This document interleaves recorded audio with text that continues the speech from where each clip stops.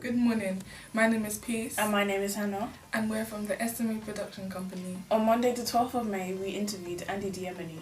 Here is the interview. I started out wanting to be an artist, actually. Went to art college to do sculpture. And then ended up doing bits of sculpture for TV and film, and saw that side and thought I'd much rather be doing that. Pressured. There's a lot of people asking you a lot of questions. I think as a director you've just got to hope you have a high hit rate of getting the right answer, but you've got to answer all the questions all the time. So it's very busy. Time is the biggest factor. You've got a limited number of hours in the day to get as many shots in as you can to tell the story, but it's always about time. So it's very pressured, a lot of questions, and you have to ignore all that and sink right in the middle of that and be this little bubble where you think about the only important bits the bit you get on tape or on film. So it's great fun, very busy and exhausting. At the end of the day you're just knackered because you get no rest. As a director you don't rest at all. I suppose films tend to be between an hour and a half and 2 hours. So I've done a lot of films with that length. Recently done a couple of blocks for TV which are 3 hours in total, so you'd shoot for a bit longer.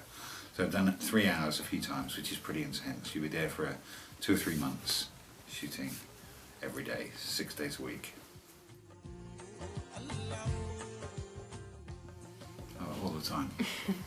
The point is, I suppose, as a director you have to manage all those different factors, from actors to crew to the general public if you're shooting out in the streets and stuff. You can have a drunk come into wander into the middle of the shot and shout at you. You have to deal with that.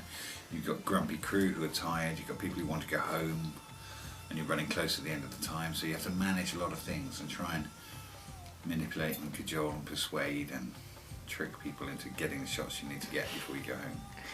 So there's a lot of different factors, but yes, there's a lot of... Yes, the public are hard, actors that can't remember lines are hard, and the crew that want to go home. I think, for me, a lot of the key is keeping the right atmosphere. I suppose I do a lot of films that are dramatic with humour in, or purely funny, and so an atmosphere is very key to keep that humour going. And I think that's a good way of diffusing problems a lot anyway. So if you keep it light and playful, you can disarm people who get cross, or people who don't want to be there, or all these different factors that are a problem. So I tend to, with a bit of humour, keep it nice and playful, rather than scream and shout. Some people scream and shout and that works for them, but it doesn't for me.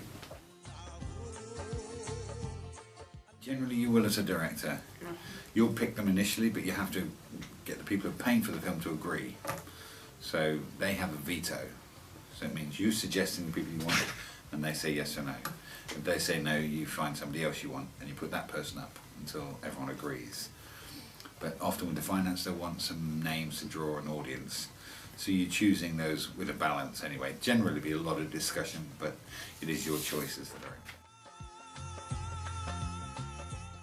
It was good. I'd been to India a bit before, and I'd done a couple of Indian projects in the UK. I did a book of Mira Sayal's called Life Isn't All Ha Ha He He, and worked with various Asian actors, and I knew the writer who had written, his first film was East is East, and it's all based on his childhood, so West is West was the sort of second stage of when he was a teenager.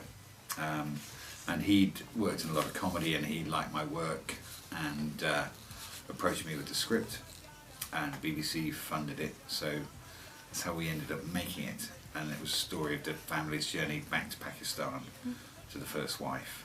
So we initially tried to shoot in Pakistan, we couldn't because it wasn't safe enough. You have to be insured as a film, so we couldn't get insurance to shoot in Pakistan, so we had to shoot in India then, but we shot in northern India in the Punjab, which is very similar to Pakistan. I suppose swearing's an interesting one. It's quite real, certainly a family of that age and how they lived, and there's something about Pori swearing that isn't very offensive somehow.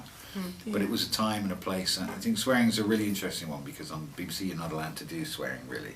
and it's a particularly violent moment, but you have a limit to the number of times you can say certain words. On a film, it's more the rating. You get rated as a 15 or a 12. So we were okay with a 15 rating. If we'd done a lot more swearing, it would have gone up to an 18. But it wasn't anything too offensive. It was never done particularly nastily. It was always sort of offhand and more with humour. It's quite a democratic system in the end. You send in scripts, you send in a treatment initially maybe, and if not, then you send in a finished script, and they have teams of readers who go through all the scripts and read them, and will pick out certain scripts they like, and if they like it they'll call you in. You might do more versions of the script with the director and the writer working on the script together to improve it, hopefully, and then fingers crossed they then give you the money to make it. They give you some of the money to make it, and you might then get a distributor or somebody else to add some more money into that to build up enough money to make it. And that's how we did West is West. BBC gave us a certain amount, and we went to various Indian financiers and we got a little bit more money off them, and then we used that money to make it.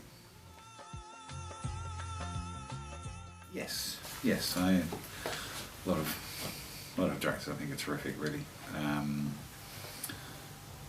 Scorsese would be my favourite director. I think he's done amazing films. I always loved westerns, really. High Chaparral was a TV series. Rawhide. I like westerns. I think westerns are a good form of storytelling. Small town, you can have good and bad, law and no law. So it's a perfect format for storytelling. And I always loved westerns, so I always wanted to make a western. I did an episode of Red Dwarf once that was a western, purely for that, really. So I got to do some cowboys and horses and guns.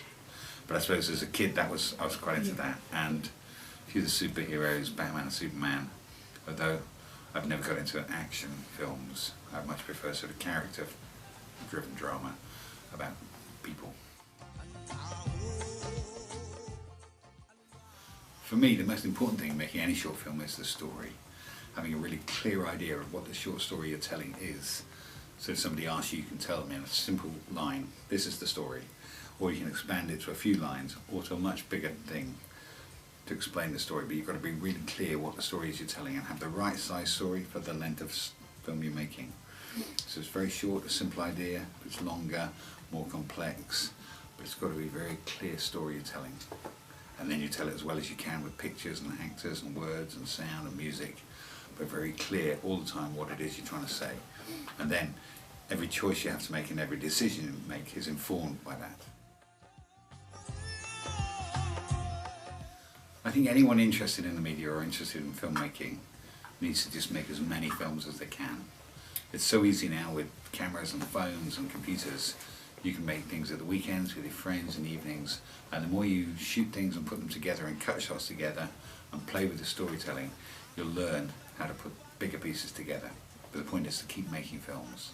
Thank you for watching. We hope you enjoyed the video. Stay tuned for more SMA productions.